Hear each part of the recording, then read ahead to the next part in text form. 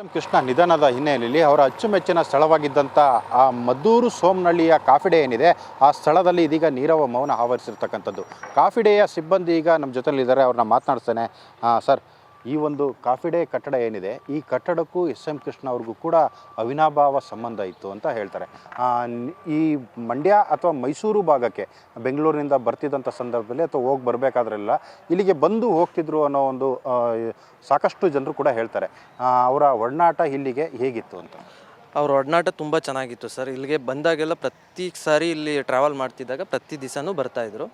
ಅಂದರೆ ಟ್ರಾವೆಲ್ ಮಾಡ್ತಿದ್ದಾಗ ಯಾವಾಗಲೂ ಇಲ್ಲಿ ವಿಸಿಟ್ ಮಾಡೇ ಹೋಗ್ತಿದ್ದು. ಅವ್ರು ತಿಂಡಿ ಮಾಡಿಲ್ಲ ಅಂದರೆ ಇಲ್ಲೇ ಬಂದು ತಿಂಡಿ ಮಾಡಿ ಒಂದು ಕಾಫಿ ಕುಡಿದು ಅವ್ರು ವಿಶ್ರಾಂತಿ ತಗೊಂಡೇ ಹೋಗ್ತಿದ್ದು ಸರ್. ಇಲ್ಲಿ ಸೊ ಸಾಮಾನ್ಯವಾಗಿ ಕಾಫಿ ಡೇಗೆ ಎಸ್ ಎಂ ಕೃಷ್ಣ ಅವ್ರು ಬರ್ತಾರೆ ಅಂದರೆ ಅವರು ಯಾವ ರೀತಿಯ ಒಂದು ಕಾಫಿನ ಆರ್ಡ್ರ್ ಮಾಡ್ತಿದ್ರು, ಏನು ತಿಂಡಿಯನ್ನು ಇಲ್ಲಿ ತಗೊಳ್ತಿದ್ರು ಸರ್? ಅವರು ಸೇಮ್ ಹೆಂಗೆ ಕಾಫಿ ಡೇಗೆ ಹೆಂಗೆ ಕಸ್ಟಮರ್ ಬರ್ತಾರೋ ಆ ಥರ ಕಸ್ಟಮರ್ ಥರ ಬರ್ತಿದ್ರು. ಅವರು ಕಸ್ಟಮರ್ ಥರ ಬಂದು ಕಸ್ಟಮರ್ ಥರನೇ ಆರ್ಡ್ರ್ ಮಾಡಿ ಕಸ್ಟಮರ್ ಥರನೇ ಪೇ ಮಾಡಿ ಅವರು ಹೋಗ್ತಿದ್ದು ಸರ್. ಅವರು ಕಾಫಿ ಬಿಟ್ಟರೆ ಇಲ್ಲೇನೂ ತೊಗೊಳ್ತಿರ್ಲಿಲ್ಲ, ಬೇರೆ ಕಡೆ ತಿಂಡಿ ತಂದು ತಿಂತಿದ್ರು. ಕಾಫಿ ಚೆನ್ನಾಗಿ ಕುಡಿತಾಯಿದ್ರು ಸರ್. ಇಲ್ಲಿ ಕೋಲ್ಡ್ ಕಾಫಿ ಅಥವಾ ಹಾಟ್ ಕಾಫಿ ಕುಡಿತಾಯಿದ್ರು ಸರ್. ಸೊ ಯಾವ ಕಾಫಿ ಅವರಿಗೆ ತುಂಬ ಫೇವ್ರೇಟ್ ಅಂತ? ಹಾಟ್ ಕಾಫಿ ಸರ್, ಕ್ಯಾಪುಚಿನೋ ಅಂದರೆ ಅವ್ರಿಗೆ ತುಂಬ ಫೇವ್ರೇಟ್ ಸರ್. ಅದೇ ಆರ್ಡ್ರ್ ಮಾಡ್ತಾಯಿದ್ರು ಯಾವಾಗಲೂ.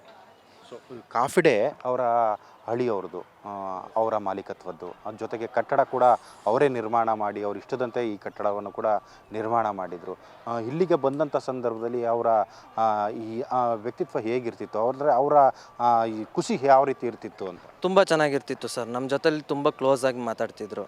ಅವ್ರೇನು ಮಾಲೀಕರ ಥರ ನಡ್ಕೋತಿರ್ಲಿಲ್ಲ. ನಮ್ಮನ್ನ ಫ್ರೆಂಡ್ಲಿಯಾಗೆ ಮಾತಾಡ್ತಿದ್ರು, ಫ್ರೆಂಡ್ಲಿಯಾಗೆ ತಗೋತಿದ್ರು.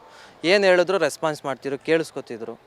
ತುಂಬ ಚೆನ್ನಾಗಿ ನೋಡ್ಕೋತಿದ್ರು ಸರ್. ಅದರಲ್ಲೇನೋ ಒಂದು ಮಾತಿಲ್ಲ, ಚೆನ್ನಾಗಿ ನೋಡ್ಕೋತಿದ್ರು. ಸೊ ಇತ್ತೀಚೆಗೆ ಈ ಅವರ ಅಚ್ಚುಮೆಚ್ಚಿನ ಈ ಕಾಫಿ ಡೇಗೆ ಯಾವಾಗ ಕೊನೆಯದಾಗಿ ಬಂದಿದ್ದು ನಿಮ್ಗೆ ನೆನಪಿದೆಯಾ? 2 ಮಂತ್ ಬ್ಯಾಕ್ ಬಂದಿದ್ರು ಸರ್. 2 ಮಂತ್ ಬ್ಯಾಕ್ ಬಂದು ಒಂದು half an hour 1 hour time spend ಮಾಡಿ ಹೊರಟರು ಸರ್ ಅವರು. ಸೊ ಈ ನಾಡು ಕಂಡಂಥ ಅಪ್ರತಿಮ ರಾಜಕಾರಣಿ, ಧೀಮಂತ ವ್ಯಕ್ತಿತ್ವ ಅವ್ರದ್ದು. ಅವರು ಇವತ್ತು ನಮ್ಮ ಜೊತೆಯಲ್ಲಿಲ್ಲ. ತುಂಬ ಬೇಜಾರಾಗುತ್ತೆ ಸರ್. ಅವ್ರು ಬರ್ತಿದ್ರು ಅನ್ನೋ ಖುಷಿ ಇರ್ತಿತ್ತು. ಬರ್ತಾರೆ ಅನ್ನೋ ನೋಡ್ಬೋದು, ಅವ್ರನ್ನ ಮಾತಾಡಿಸ್ಬೋದು ಅನ್ನೋ ಖುಷಿ ಇರ್ತಿತ್ತು.